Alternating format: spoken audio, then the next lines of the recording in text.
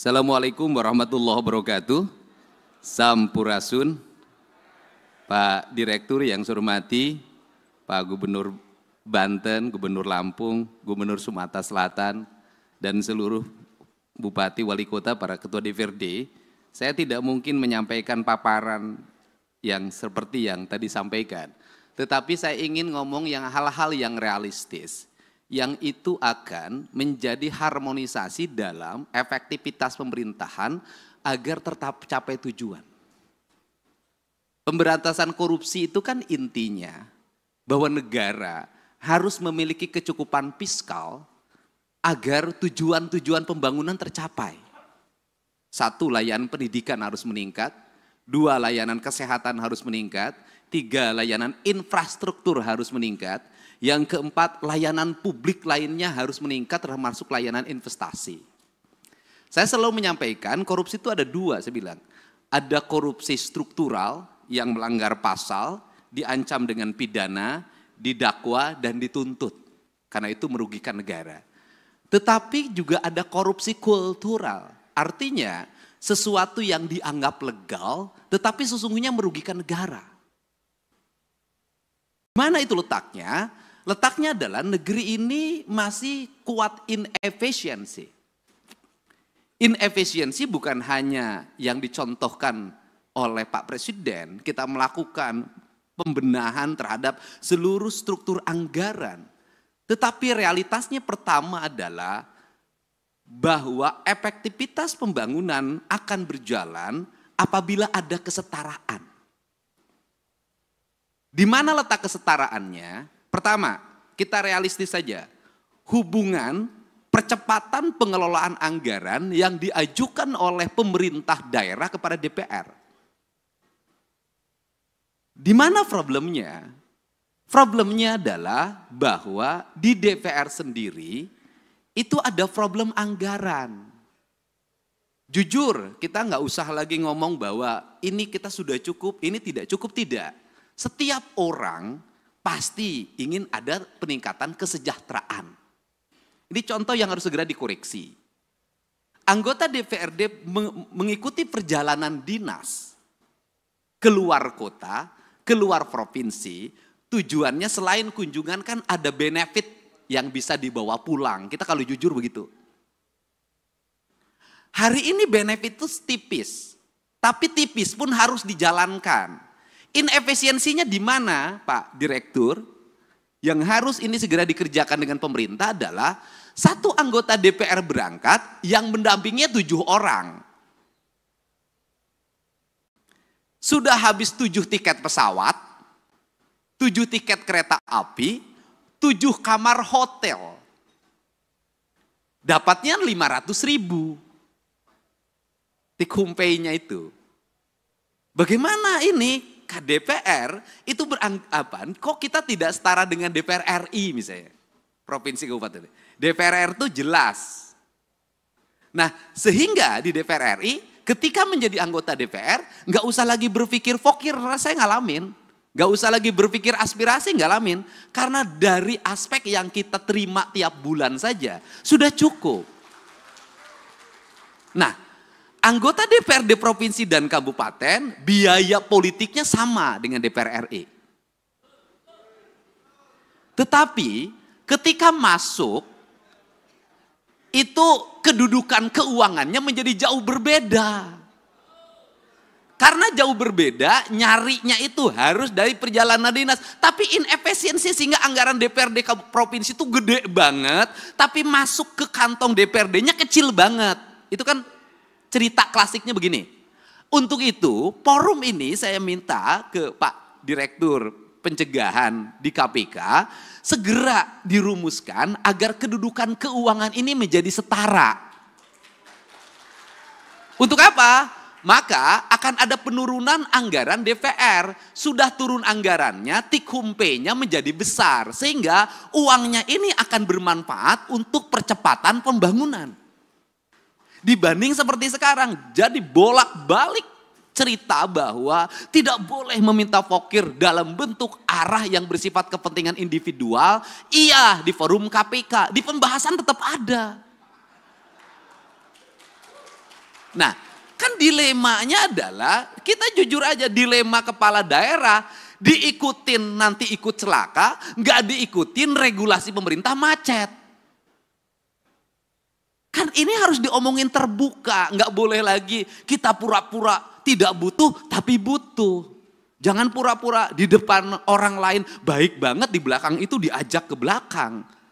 Ini hal yang harus. Untuk itu saya meminta bantuan jajaran pimpinan KPK agar kedudukan keuangan DPRD itu sudahlah, daripada tikumpenya diputerin dulu, nyewa hotel, nyewa pesawat, langsung saja honor-honor diberikan berdasarkan rapat-rapat di DPR. Dari mulai rapat komisi, rapat badan musyawarah, rapat badan anggaran, rapat paripurna 1, 2, 3-nya, itu semua.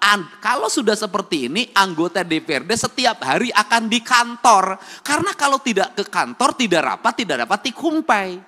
Selesai, Pak. Setelah itu ekonominya berputar lokal di daerah itu. Tidak lari keluar. Ini kan kasihan daerah-daerah yang dapetinnya dari PBB, parkir, pajak restoran. Yang kecil-kecil dikumpulin, habis itu uang restoran yang dipungut dari restoran kecil dipakai makan di restoran berbintang di kota besar. Ini harus segera dibenahin kalau negeri ini ingin baik. Nah, kelemahan dari DPRD, provinsi dan kabupaten tidak bisa membuat aturan sendiri. Karena seluruh aturannya dibuat oleh kementerian. Beda dengan DPR RI, bisa ngundang kementerian, langsung aturannya bisa direvisi. Itu bedanya. Modalnya sama, kedudukannya berbeda. Ini pertama. Yang kedua, di internal birokrasi ada inefisiensi birokrat. Apa itu? Jumlah pejabatnya banyak. Jumlah orang yang memiliki golongan 4B, 4C, 4D-nya itu banyak. Di provinsi, orang yang sudah punya jabatan itu nggak bisa kayak di kepolisian langsung menjadi perwira diparkirkan. Dia akan gugat ke PT UN, harus punya jabatan. Karena dia harus punya jabatan, walaupun merit system, itu kan administrasi merit system itu. Bekerja itu kan bukan pada wilayah angka, pada wilayah eksekusi. Nah, akhirnya di hampir semua pemerintah daerah itu memiliki struktur jabatan yang sangat banyak, memiliki jumlah penjabat yang sangat gemuk, kemudian juga sistem pengelolaan birokrasinya, tunjangan terhadap pegawainya adalah tunjangan kinerja. Ini inefisiensi keuangan yang sangat luar biasa. Itu terambil dana untuk pembangunan, untuk itu sangat besar, hampir 60%. Dan yang paling utama adalah hari ini kita harus tahu semua orang bahagia lewat apa? Laporan administratif yang bersifat digital. Akhirnya tukin-tukin itu hanya ditukerin dengan foto, dengan video. Tukin dengan foto dan video yang tidak berbasis praktis dan kebutuhan publik itu memiliki dampak yang luas terhadap rendahnya layanan birokrasi. Nah, kalau bicara rendahnya layanan birokrasi, apa sih yang dituntut oleh masyarakat terhadap pejabat publik? Ceritanya itu tidak panjang mereka itu. Satu, mereka pasti bercerita pengen punya jalan yang baik. Dua, pasti pengen punya cerita, punya layanan kesehatan yang memadai. Semakin dipilih oleh rakyat, maka rakyat ingin selalu free. Free puskesmas, free rumah sakit. Kemudian free sekolah, semua free. Seluruh free ini juga mohon maaf tidak berbanding terbalik dengan perilaku publik. Satu sisi negara mengeluarkan uang sedemikian besar untuk layanan publik, tapi publik juga tidak punya kesadaran untuk membangun postur dirinya. Saya berikan contoh, negara memberikan layanan terhadap layanan pendidikan free dari SD sampai SMA, terutama di sekolah pemerintah. Free. Tetapi di sisi lain, anak-anak sekolah kita uang jajannya 25.000 sampai 30.000. Tidak berbanding terbalik antara apa? Peningkatan ekonomi rakyat dengan beban belanja pemerintah yang tinggi. Akhirnya beban pemerintah belanja yang tinggi, rakyatnya juga tidak berikan edukasi untuk melakukan efisiensi dalam hidupnya. Akibatnya laju pertumbuhan ekonominya rendah dan konsumtif. Nah, hari ini tuntutan negara itu hanya mengarah pada pejabat negara.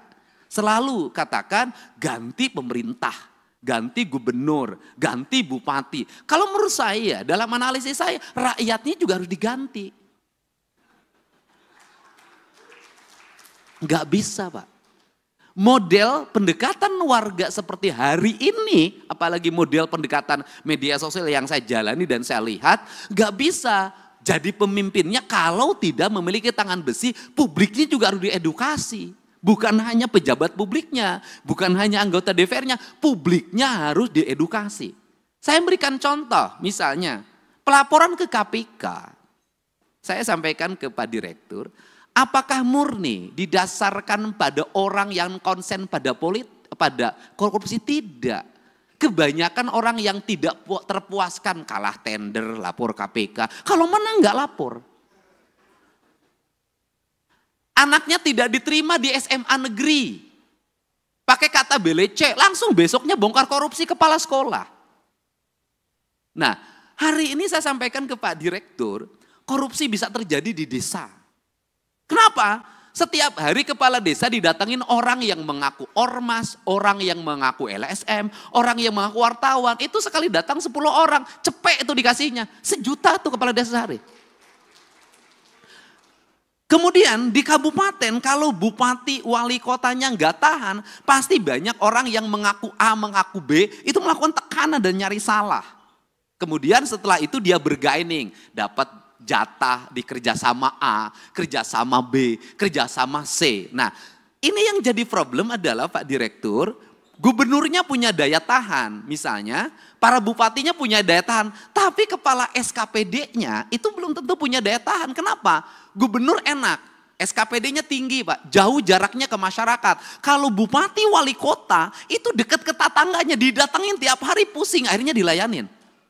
Jadi pemerintah ini yang terjadi di Indonesia hari ini adalah semakin dia strukturnya makin rendah, tingkat resikonya makin tinggi, sorotan publiknya makin tajam, biayanya makin rendah.